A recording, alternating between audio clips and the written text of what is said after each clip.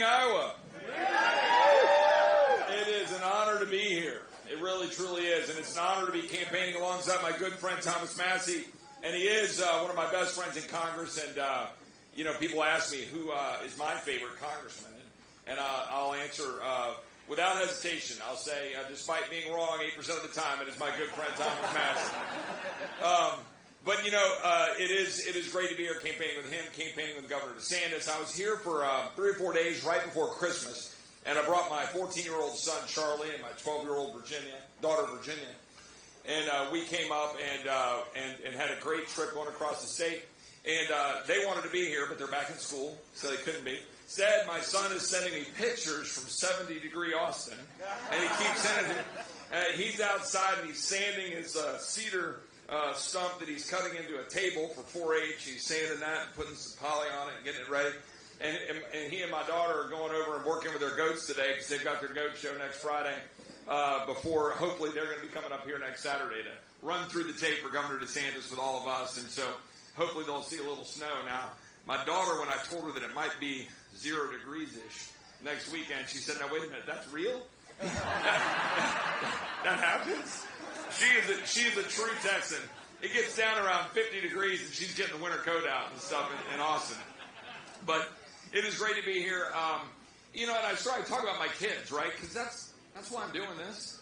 That's why Thomas and I do this, right? It's to save this country for our kids and grandkids. And look, I want to be very clear. The primary reason that I'm supporting Governor Ron DeSantis for president is that I want my son and my daughter to be able to look up to the occupant of the Oval Office in the White House. And I want my son or daughter to be proud that that individual is accomplishing things, fighting for conservative principles and values, fighting for what we believe in, but someone they can emulate, someone that you would be proud to have them follow and look to as a leader, someone like Governor DeSantis who wore the uniform, who joined the Navy, who did so because he has a heart for public service. And he's demonstrated that not just in the Navy, but in Congress and now as the governor of the state of Florida. So that to me matters a great deal at a personal level. And it's really important to have somebody who delivers, who does what he said he would do. And, Thomas said something about joking about how he was approached by President Trump because he dared to stand up against $2 trillion of spending, just going by consent. Well, I got some text messages from, I won't say who, but one of the Republican leaders today, saying how my tactics in my position on the southern border are not helpful. How they're, quote, ticking off some of my colleagues. Because what I said in a letter to my colleagues 3 days ago, I said that, like my constituents South Texas who were telling me 3 days ago, shut down the border or shut down the government. And I communicated that to my colleagues. And I was told, well, we don't like those tactics. And I said, well, it's not going to be the first time and it's not the last. Because we have to fight for our country. We have to fight to take it back. Thomas is exactly right. And too often people go to Washington and they fold. Governor DeSantis didn't do that. Governor DeSantis helped found the Freedom Caucus. Governor DeSantis stood up and fought when he was in Washington, and then he took that fight to Florida. Now, when I ran for Congress in 2018, a few years after Thomas and the governor came in, and I had served as Senator Ted Cruz's chief of staff for his first 2 years in the Senate. And I'd worked for him at that time, and that's when I first got to know Thomas and Governor DeSantis. So when I ran for Congress, I ran on 5 principles. The first was that we need to balance the budget and stop spending money we don't have. The second was we need to secure the border of the United States. The third was that we need to restore what I called health care freedom. I was a cancer survivor, and I thought I should fight to make sure that we can go to the doctors of our choice rather than enriching big pharma and big insurance and big hospital and big government. And the fourth thing was that we needed a military with a clear mission, the tools to carry it out, the care when they get home.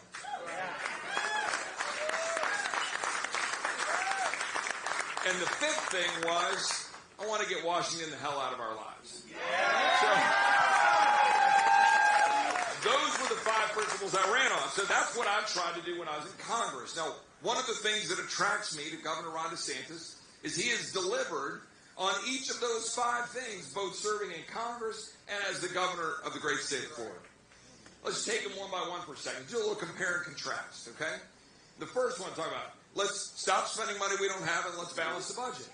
Well, Governor DeSantis voted against every one of the bloated spending bills when he was in Congress. He fought to try to balance the budget. He co-sponsored bills to balance the budget, fighting the swamp. And in Florida, as governor, he's actually reduced the debt by 25%.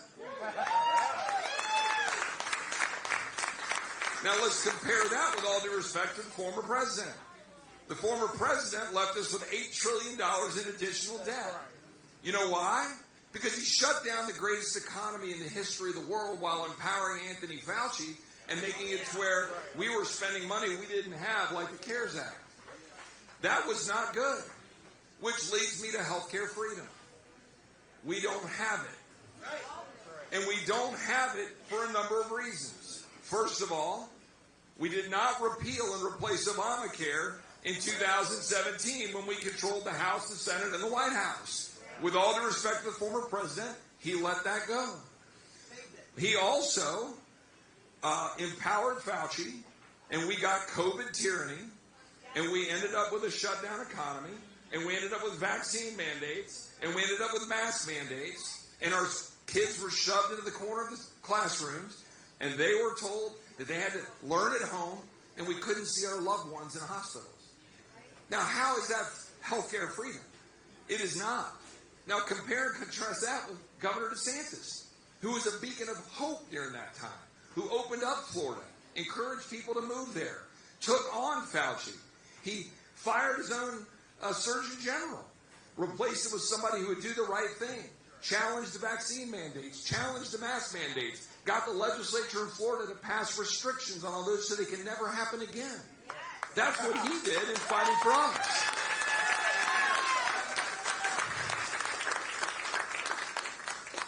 And then let's talk about the border.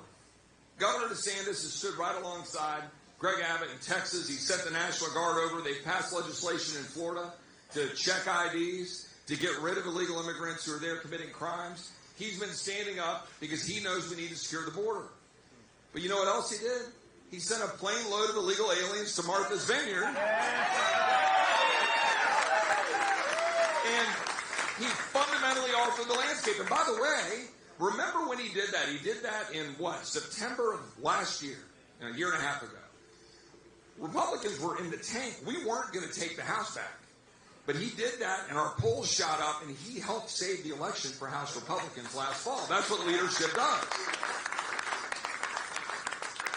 Now, let's compare and contrast that yet again. The former president, and again, I supported the president in 2016 and 2020. I mean, after I supported Senator Cruz, for the record here. But then I supported the former president. I supported him in 2020. And I've got great friends that worked in the Trump administration. I'll be very clear. His director of Office Manager Budget, Russ Vought, is one of my dear friends. Mark Morgan, who was the head of Border Patrol, very dear friend. Tom Homan, who was the head of ICE, very dear friend. We all worked together to try to secure the border. But here's what happened. There was a fundamental failure in leadership from the former president. Because while we were sticking our fingers in the dike, using Remain in Mexico, we had to do that in 2019 because in the summer of 2018, the former president teamed up with Paul Ryan to pursue amnesty first instead of border security first, when Governor DeSantis was on the Hill in the Freedom Caucus fighting for the Security First bill that would have saved us right now from dealing with what we're dealing with in Texas. The district I represent, the southwest corner, is 100 miles from the border. 6 kids who live in my county, in the school district in which my family lives, died from fentanyl poisoning last year. We deal with it every day. I get ranchers sending me pictures every day. I've got 80-year-old crusty Texans who break down in tears because they're losing their homes and their livelihoods. Their children and grandchildren are in danger. Our economy is getting overrun. Texas has spent $12.5 billion out of our own budget to deal with the border. I was talking to Governor Stitt, who's been campaigning for Governor DeSantis. He's from Oklahoma. That's as big as their whole budget. We in Texas have spent that. So we need to actually secure the border, and Governor DeSantis would do that. That's critically important. And the last thing is getting Washington the hell out of our lives. Well, we sure as heck haven't been doing that, and we didn't do it under former President Trump, and we're not doing it under Joe Biden. And one last point here before I introduce the next guest, and that is there's another candidate running from South Carolina.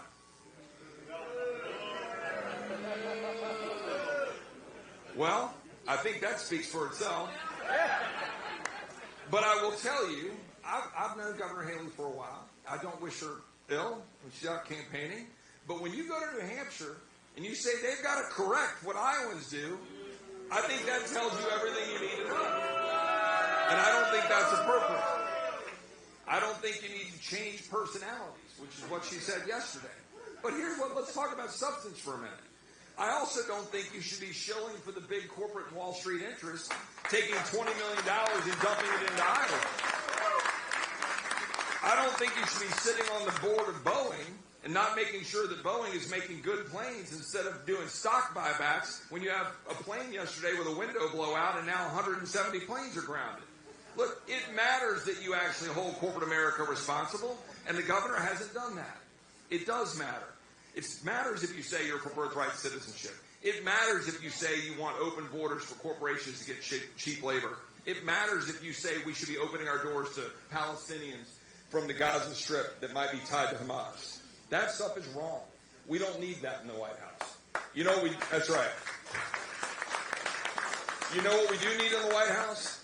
We need a man like Governor DeSantis who served his country, who has taken on the teachers' unions and won, who's gotten universal school choice passed, who has got the economy going with low taxes, who has cut spending by 25%, who took on Disney and won and took on the woke culture.